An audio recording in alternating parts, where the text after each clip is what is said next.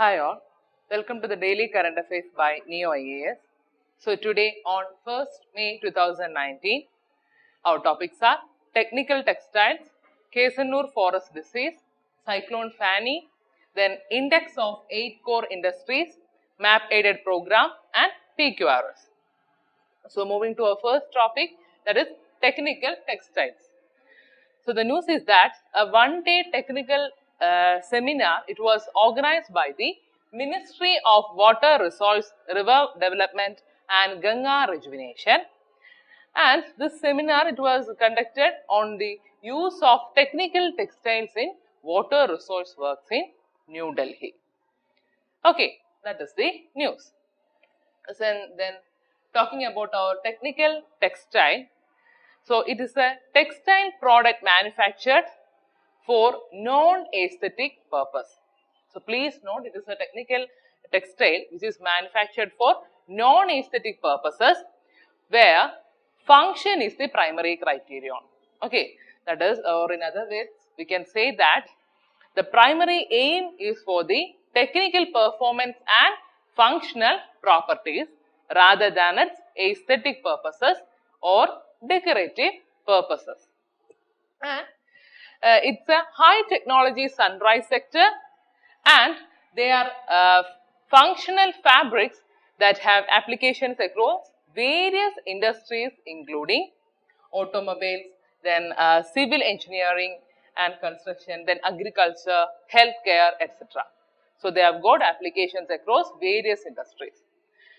And based on the usage, there are 12 technical textile segments, and they are agrotech, meditech, build tech, then mobile tech, cloth tech, then oikotech, then geotech, then pad tech, home tech, then pro tech, indutech and sport tech.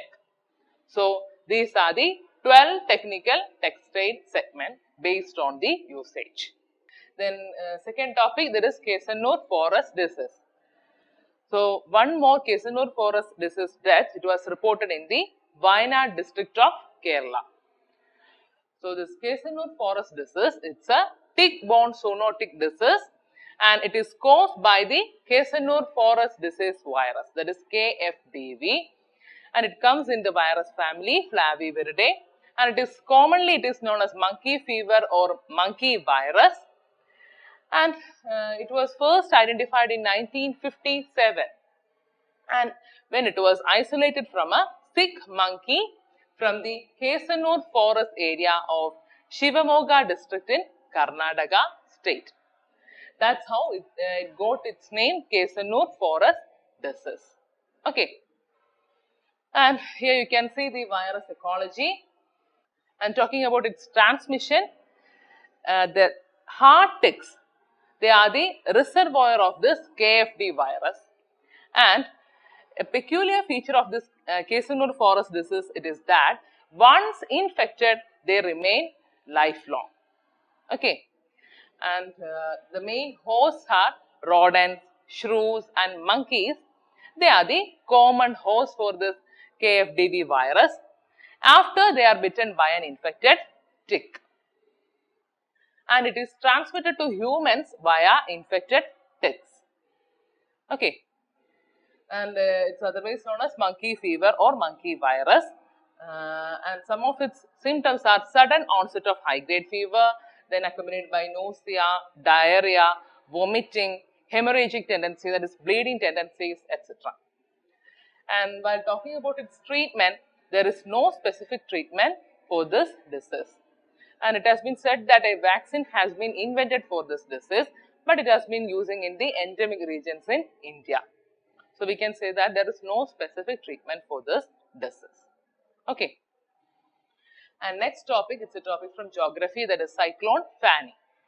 The Cyclone Fani, it is forming over the Bay of Bengal with wind speeds up to 200 km per hour. Okay. So we can say that it is turning into an extremely severe cyclonic storm. So its wind speed is 200 km per hour. And we can say that it is the first severe cyclonic storm that have developed in April in India's oceanic neighborhood since 1976. And it has been said by the Indian Meteorological Department. Okay.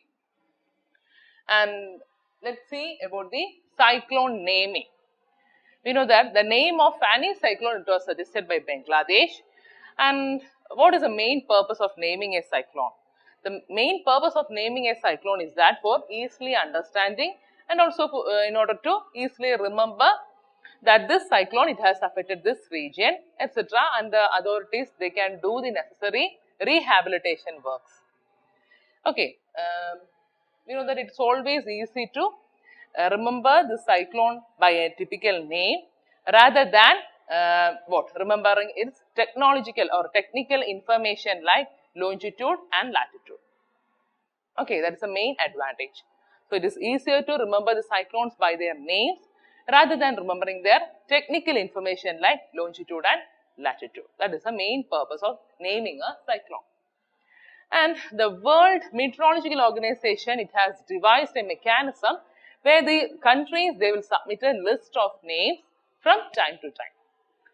Okay, and for tropical cyclones developing in the North Indian Ocean, the countries like India, Sri Lanka, Bangladesh, Maldives, then Myanmar, Oman, Pakistan and Thailand. Okay, these countries, they send their names to the Regional Tropical Cyclone Committee. Okay, this is how we are naming the cyclone. Clear? And here you can see the Northern Indian Ocean names. And here you can see the Fani cyclone, it is named by Bangladesh, and in India, India has named Agni, Akash, Bijil, Jal, Lehar, Megh, Sagar, Vayu, etc. Okay, these are the Northern Indian Ocean names. And there are 4 stages of warning given. Okay, usually the first stage is the pre-cyclonic watch, followed by second stage, that is a cyclonic alert, and third stage, that is cyclone warning, and fourth one, that is post landfall outlook. Okay, so in the first stage, that is in the pre-cyclone watch, a warning has been issued 72 hours in advance, and it contains an early warning about the development of a cyclonic disturbance. So that is an early warning given which is prior to 72 hours prior to the occurrence of the cyclone. That is the first stage. Then the second stage warning, it is known as the cyclone alert, and it is issued at least 48 hours in advance of the expected commencement. And the third alert, that is third stage warning, it is known as the cyclone warning, and it is issued at least 24 hours in advance of the expected commencement of the cyclone. And the fourth stage alert, that warning, it is known as post landfall outlook, and it is issued by the concerned CWCS, then ACWCS at 12 hours in advance of the expected time of landfall. So first alert, it was given 72 hours prior, then 48 hours prior to the second alert. Third stage warning, it is given 24 hours in advance, and the last one, fourth stage, it is given 12 hours in advance of the expected time of landfall. Okay, these are the 4 stages of cyclone warning. And here you can see the stage of warning and the corresponding color code. So for cyclone alert, the color is yellow. Then cyclone warning, it is orange. Then post landfall outlook, it is red. These are the stages of warning and their corresponding color code. And the cyclone ranking, it is based on the intensity and the strength of the wind. So in this flow chart, you can see the intensity and the corresponding strength of wind. This is how the cyclones are ranked. Okay, then our next topic, that is index of 8 core industries. So why it came in news is that the higher production of cement and coal, it has actually accelerated the outpace of India's 8 major industries in March. That means to 4.7%. We know that the index of 8 core industries is actually, it's a monthly index of production volume that will measure the collective and individual performance of 8 core industries. Okay, so it's a monthly index of production volume. And these 8 core industries are petroleum refinery products, electricity, steel, coal, then crude oil, natural gas, cement, fertilizers. These are the 8 core industries, and the corresponding is their weightage. And other things to be noted that they are compiled and released by the OEA, that is Office of Economic Advisor, then Department of Industrial Policy and Promotion, that is DIPP, and Ministry of Commerce and Industry. And it comprises 40.27% of the weight of items that are included in the IIP, that is Index of Industrial Production. It comprises of 40.27%. And the base year for the index, it is 2011-12, that is taken as the base year for the index. And talking about the Index of Industrial Production, it is a composite index, and it will measure the short-term changes in industrial production during a given period of time with respect to the chosen base period. And here also the current base year for the IIP series in India, it is 2011-12, and which is given a value of 100. And please look that it is compiled and published monthly by the CSO, that is Central Statistical Organization, then Ministry of Statistics and Program Implementation, with a time lag of 6 weeks from the reference month. Okay, so it is compiled by CSO and Ministry of Statistics and Program Implementation. And Indian IIP, it only covers 3 sectors, that is mining, manufacturing and electricity. That means they covers the 3 main broad sectors. Okay. And here you can see the sectoral composition of IIP. That is here left side the sector is given and corresponding to the base year, that is 2011-12 is taken as the base year and its weightage is given. Then in map aided program today we have got the Makalu Barun National Park.